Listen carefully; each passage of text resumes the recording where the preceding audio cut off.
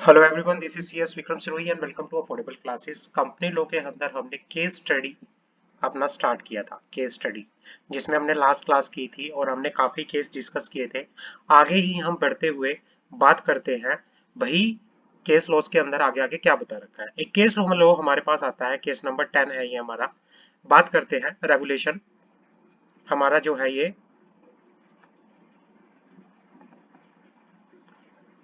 बात करते हैं इसमें, यहां से बात करते हैं।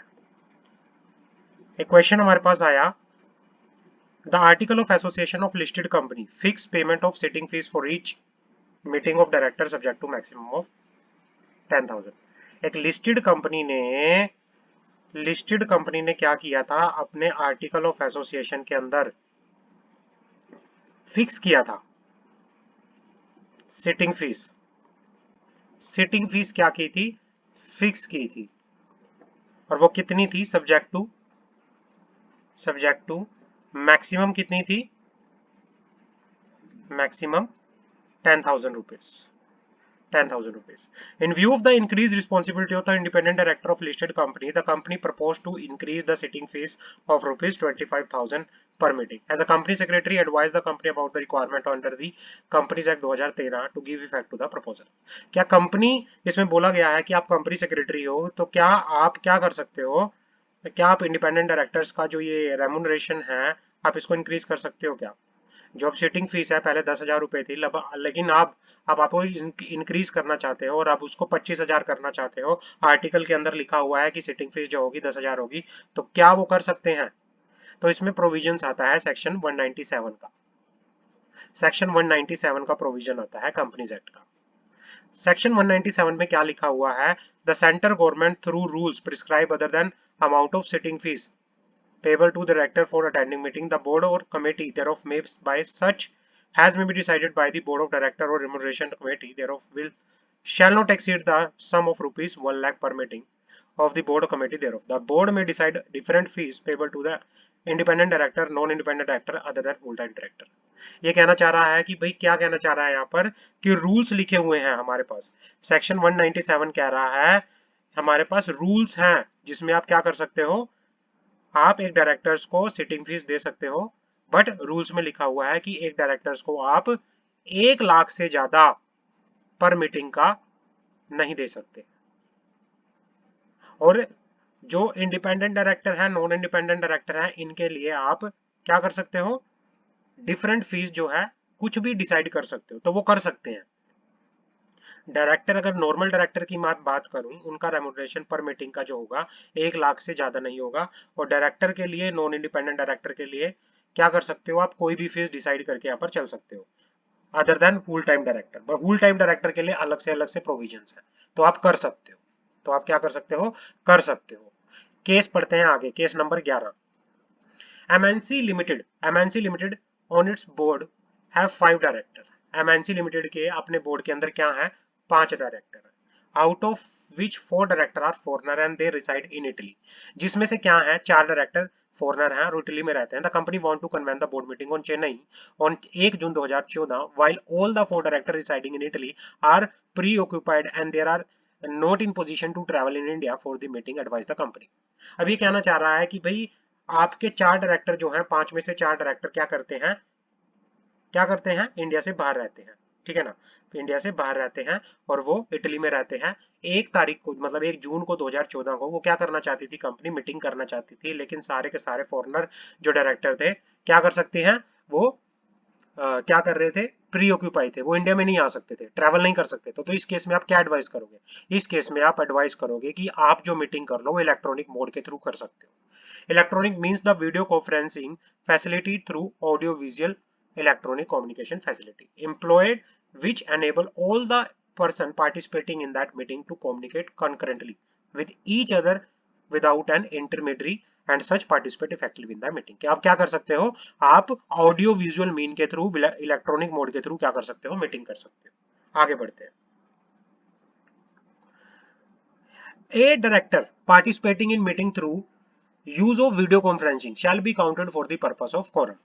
डायरेक्टर जो है पार्टिसिपेट कर रहा है मीटिंग के अंदर और वीडियो कॉन्फ्रेंसिंग में, है ना, उसको कोरम के पर्पज से काउंट किया जाएगा। The minute shall also be disclose the particular of director who attend the meeting through electronic में, और मिनट में भी बताया जाएगा कि किस डायरेक्टर ने इलेक्ट्रॉनिक मीटिंग के थ्रू क्या किया है, ये अटेंड की है। The meeting shall be deem to be taken place where the chairman is physically present. Meeting कहाँ पे होगी, जहाँ पे चेयरमैन फिजिकली प्रेजेंट होगा। Therefore convent of board meeting in Chennai, fifth director shall act as chairman and shall be physically present in the meeting. जो fifth director है India के अंदर, वो चेयरमैन ऑफ मीटिंग का काम करेगा, जो प्रेजेंट होगा वहां पे, और वो मीटिंग के अंदर प्रेजेंट होगा। आगे बात करते हैं केस नंबर 12 की। Regulation 168 of the Company Secretary Regulation 1982 prohibit the company secretary practice from engaging any business occupation other than the profession of company secretary unless it is prohibited by the general or special resolution of the Council of Institute of Company Secretaries of India। भाई हमारे पास जो क्या है, regulation 168 जो है वो क्या करता है, प्रोहिबिट करता है कंपनी सेक्रेटरी इन प्रैक्टिस को, कि भाई वो क्या नहीं कर सकता, किसी भी बिजनेस को, किसी भी प्रोफेशन को नहीं कर सकता अनलेस परमिट, सिर्फ अपने प्रोफेशन को छोड़ के वो किसी दूसरे बिजनेस को नहीं कर सकता, जब तक कि हमारा जो जर्नल और स्पेशल रेजोल्यूशन आईसीएसआई का पास ना हो और उसको परमिट ना किया जाए। और परमिशन ग्रांटेड जनरली, और परमिशन किन किन काम के लिए दी जाती है, ये सारे के सारे जो हैं काम बता रखे हैं, इनके लिए आपको आईसीएसआई से परमिशन लेनी पड़ेगी। इनको करने के लिए आपको आईसीएसआई से परमिशन लेनी पड़ेगी। एक प्रैक्टिसिंग कंपनी सेक्रेटरी अगर ये काम करेगा, तो इन काम को करने के लिए आपको, जैसे प्राइवेट ट्यूटरशिप, कोई बुक आपको लिखनी है, लाइफ इंश्योरेंस पॉलिसी एजेंट बनना चाहते हो, है ना, कोई होल एमपी एमएलए बनना चाहते हो, तो ये सारे के सारे करने के लिए आपको क्या करना पड़ेगा, ये लिस्ट दे रखी है, आप इसको पढ़ लेना। इनको करने के लिए आपको क्या करना पड़ेगा, आपको क्या करना पड़ेगा, आपको आईसीएसआई से परमिशन लेनी पड़ेगी। आगे बढ़ते हैं case number 13। As a company secretary, what would be your advice on the following situation? 100% subsidiary of public company having a paid up capital of 10 crore is unable to get a qualified company secretary. However, the managing director of the subsidiary is qualified company secretary and fellow member of the Institute of Company Secretary of India. ये कहना चाह रहा है यहाँ पर कि भाई 100% subsidiary थी किसी पब्लिक कंपनी की, जिसकी paid up share capital 100 crore की थी, उसने क्या किया, अनेबल टू गेट, उसको कंपनी सेक्रेटरी नहीं मिला। However, the managing director of subsidiary is a qualified company secretary. जो मैनेजिंग डायरेक्टर था वो कंपनी का क्या है, क्वालिफाइड कंपनी सेक्रेटरी है, फेलो मेंबर है इंस्टीट्यूट ऑफ कंपनी सेक्रेटरी का, तो क्या वो कंपनी सेक्रेटरी अपॉइंट हो सकता है?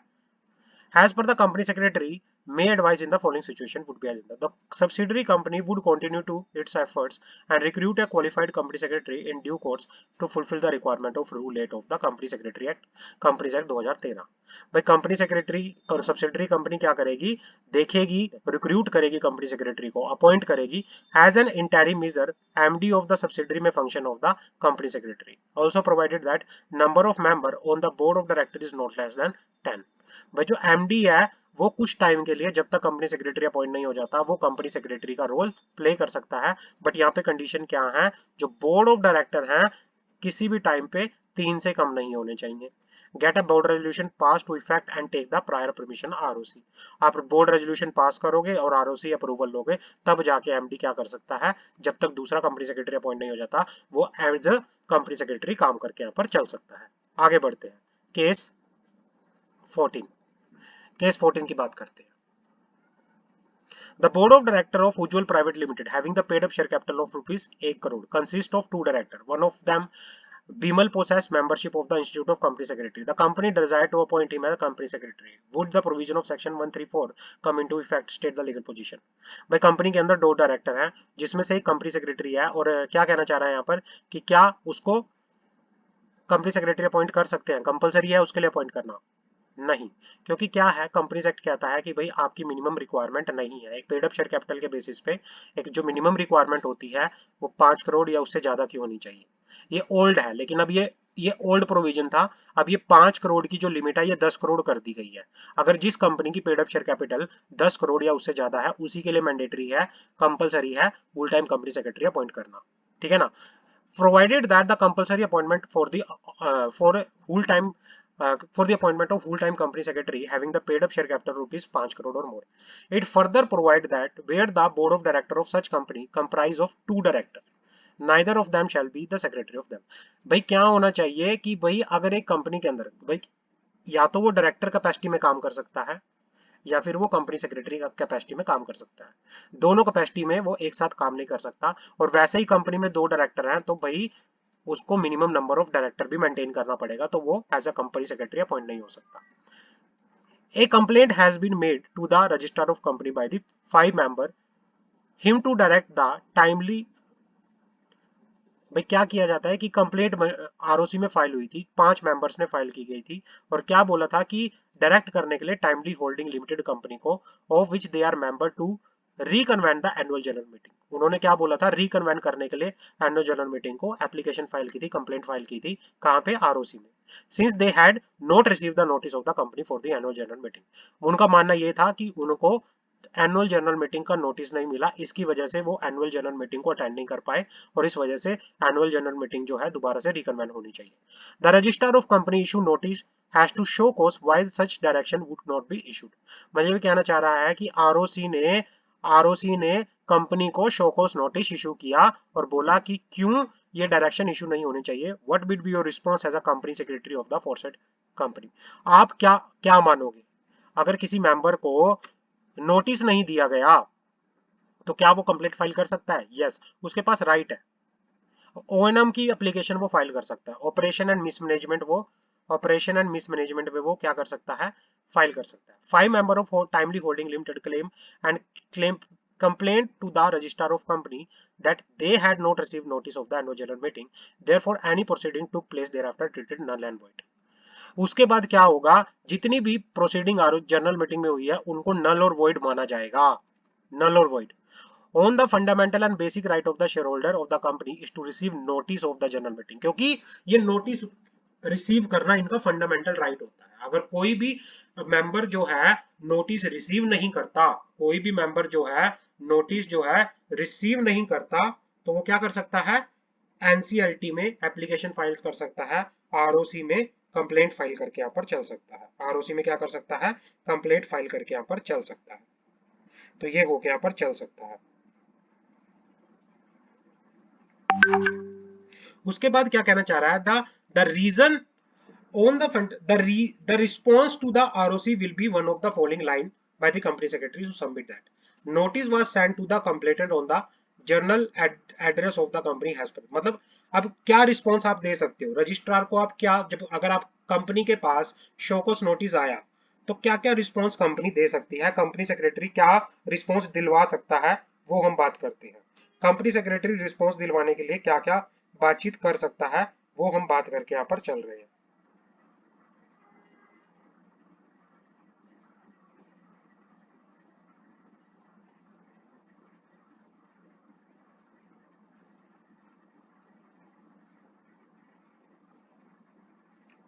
कि भाई आप अपने रीजन में ये भी डाल सकते हो, notice was sent to the complainant on their registered address with company has per the registrar of member, की ये भी कह सकते हैं कि हमने तो नोटिस भेजा था, हमने तो उसके जो भी रजिस्टर्ड एड्रेस था उस पे क्या किया था, नोटिस भेजा था। और दूसरा notice was Saint through post, हमने पोस्ट के थ्रू नोटिस भेजा था, हमने जो नोटिस भेजा था वो पोस्ट के थ्रू भेजा था। और तीसरा आप बात कर सकते हो कि हमने नोटिस क्या किया था, since the company has strictly follow and comply with the provision of Companies Act 2013 in respect with the issue of notice, there is no question of reconvening the annual general meeting held on the 30 सितंबर। तो यहाँ पे कोई question arise नहीं होता, annual general meeting को रिकन्वेन करने के लिए किसी तरह से कोई क्वेश्चन अराइज नहीं होके यहाँ पर चल सकता, अब बातचीत करके यहाँ पर चल सकते हो, ये सारे का सारा यहाँ पे होके यहाँ पर चल सकता है। अब आगे बढ़ते हैं हमारा दूसरा पॉइंट।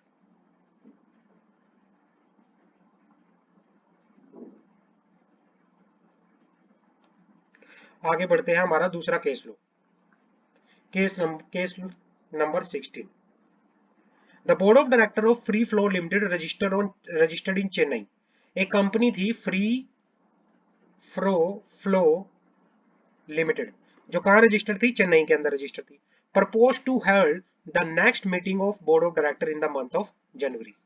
बोर्ड ऑफ डायरेक्टर की मीटिंग वो जनवरी में करना चाहती है 2000। Advice with reference to the provision of Companies Act 2013 a relevant secretarial standard in respect of the following matter. Can the meeting board of director held in Kolkata when the director of company reside at Chennai? कि क्या पहले तो हो सकती है कि क्या meeting Kolkata में हो सकती है जब कंपनी कहाँ कहाँ की है, चेन्नई की है। दूसरा क्या है, whether the meeting of board of director can be called on public holiday and that through after business hours has the majority of director of the company have gone to Kolkata on vacation. Yeah, it is necessary that the notice of the meeting of board of directors should specify the nature of business to be transacted. तो इस cases में क्या होगा, yes, पहला case है कि पहला question, can the meeting of board of director can be head in Kolkata when all the provision, यहाँ हो सकती है। There is no prohibition in the companies act regarding the time day value of the meeting. भाई आप किसी भी time, किसी भी डे, किसी भी जगह क्या कर सकते हो, बोर्ड मीटिंग कर सकते हो, एज पर सेक्रेटेरियल स्टैंडर्ड कहता है। SS1 जो है सेक्रेटेरियल स्टैंडर्ड जो है वो ये बोल के चलता है कि आप किसी भी टाइम डे वेन्यू प्लेस पे मीटिंग कर सकते हो, तो आप कहीं पे भी कर सकते हो।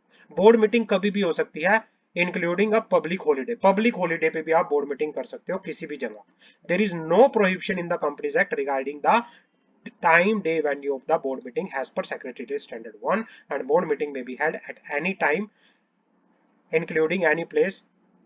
कभी पे भी आपकी मीटिंग होके यहाँ पर चल सकती है, कहीं पे भी आपकी मीटिंग होके यहाँ पर चल सकती है। आगे बात करते हैं, सेक्शन 173 के प्रोविजन बोलते हैं। सेक्शन 173 कंपनीज एक्ट बोलता है does not make mandatory to specify the nature of business. अब लास्ट वाला हमने बोला था कि क्या कंपनी को अपने नोटिस के अंदर नेचर ऑफ बिजनेस भी बताना पड़ेगा किसी रेजोल्यूशन को ट्रांजैक्ट करने के लिए, तो यहाँ पे मैंडेटरी नहीं है। It is does not make it mandatory to specify the nature of business to be transacted along with the notice of the meeting. If article of association are silent, the notice of the board meeting is not required to specify the nature of the। अगर आपके article में कुछ नहीं लिखा, अगर आपका article जो है साइलेंट है ना, तो फिर क्या होगा, जो नोटिस होगा बोर्ड मीटिंग का is not required to be specify the nature of the business to be transacted. However, secretarial standard 1 had specified the agenda for the meeting should be provided along with the notice of। मतलब आप क्या करोगे, सिर्फ brief form में agenda दे दोगे, detail में नहीं बताओगे।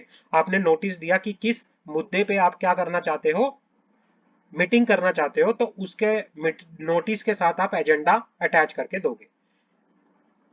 Case number 16, which type of company are subject to audit by the CAG, controller auditor general. CAG के द्वारा जो ऑडिटर है कौन सी कंपनी करवाती है, तो हमने ऑडिटिंग वाला चैप्टर पढ़ा। ऑडिटिंग में हमने पढ़ा था कि जितनी भी गवर्नमेंट कंपनी होती है, जितनी भी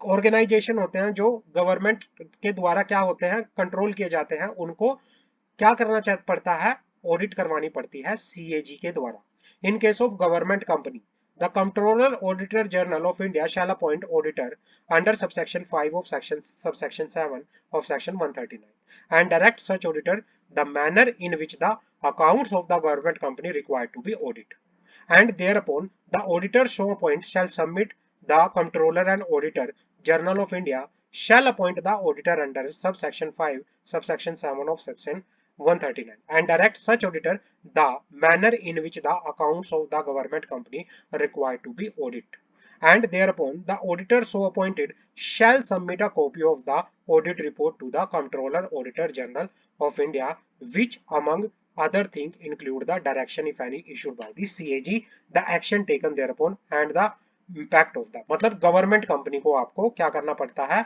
ये CAG के द्वारा ऑडिट करवानी पड़ती है। आगे बढ़ते हैं, case number 70, the board of director of Veer limited, एक कंपनी है Veer limited, declare an interim dividend for the second time during the financial year 2012-13। After declaration the board of director decide to revoke the second interim dividend has they notice that the company's financial position do not permit to declare second interim dividend.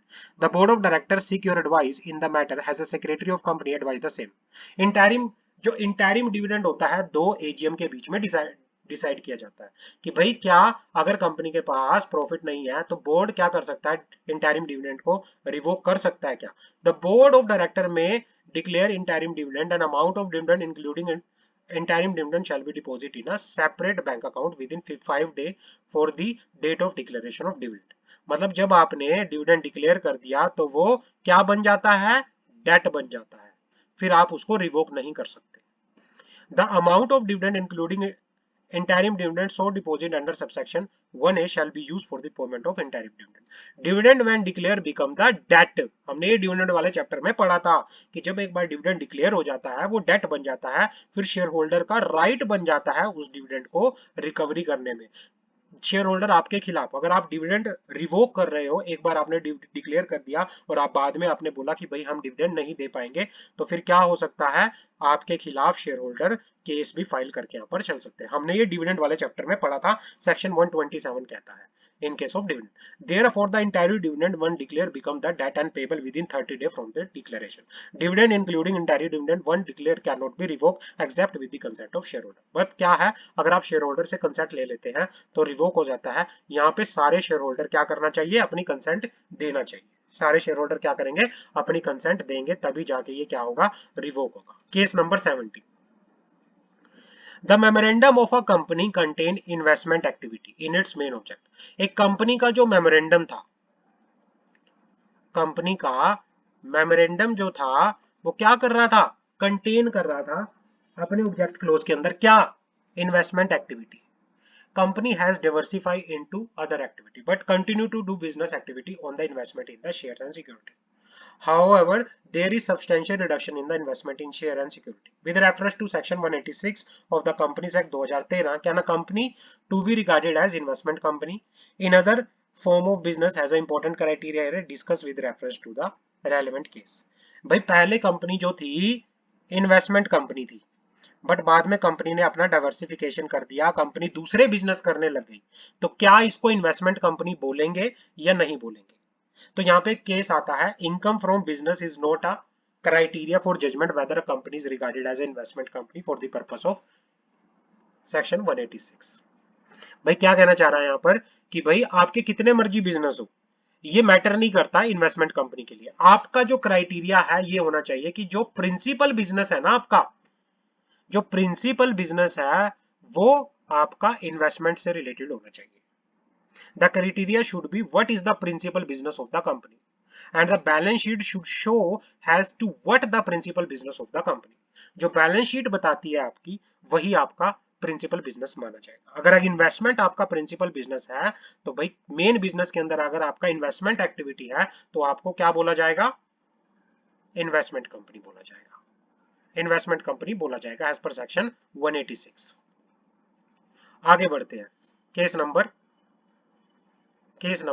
70। Assume yourself to be a company secretary in full time practice. आप एक company secretary full time practice में हो और आप क्या कर रहे हो, एंगेज कर रहे हो किसी पब्लिक कंपनी को, क्या कर रहे हो, फॉर्मेशन कर रहे हो, उसका बना रहे हो, and you are required to give a declaration under subsection 7 in respect of compliance with the relevant provision of the Companies Act। आपको क्या करना है, डेक्लेरेशन देनी है कि भाई कंपनी को फॉर्मेशन करते टाइम कंपनीज एक्ट के सारे प्रोविजन का कंप्लायंस हुआ है। तो भाई किस तरह से आप डेक्लेरेशन दोगे, तो डेक्लेरेशन इस तरह से दी जाती है, I name son of daughter of wife of due solemnly declare that, कि भाई आप ये दोगे that I am a company secretary in full-time practice in India who is engaged in the formation of company, and I further declare that the particular given above are true to the best of my knowledge and belief। Form INC 22 DIR 12 also being filed simultaneously, the company has paid correct stamp duty as per the applicable stamp। मतलब जो भी formality आपने की है, जो भी compliance आपने की है, उसके बारे में आप पूरा डेक्लेरेशन दोगे कि भाई हमने हर एक चीज को अच्छे से बताया है, आप एफिडेविट दोगे। आगे बढ़ते हैं, हमारा केस आता है आगे, case 18। Explain the following pair of terms to bring out their difference between ROC and RD. ROC और आरडी के अंदर क्या डिफरेंस होता है, फिर इसके लिए आपको पढ़ना पड़ेगा रजिस्ट्रार ऑफ कंपनी क्या होता है, आप इसको पढ़ना, रजिस्ट्रार ऑफ कंपनी क्या होता है, और दूसरा रीजनल डायरेक्टर क्या होता है, ये मैंने आपको पढ़ा रखा है। या मैंने आपको चैप्टर में पढ़ा रखा है, आपने पढ़ा भी होगा, तो इसको आप पढ़ सकते हो ध्यान से अच्छे से। तो ये हमारा यहाँ पे जो केस लो है, ये हमारा यहाँ पे केस स्टडी जो है खत्म होता है चैप्टर पूरा। तो इसमें इंपॉर्टेंट इंपॉर्टेंट केस लो थे रेफर करते हुए, पेपर इसी पे इस तरह से बेस होगा। तो इसमें कोई टेंशन वाली बात नहीं है, आप इसको आराम से कर सकते हो, कोई दिक्कत वाली बात नहीं है। ये केस लो थे हमारे। Thank you so much. आपका केस स्टडी यहाँ पे खत्म होता है। Thank you so much.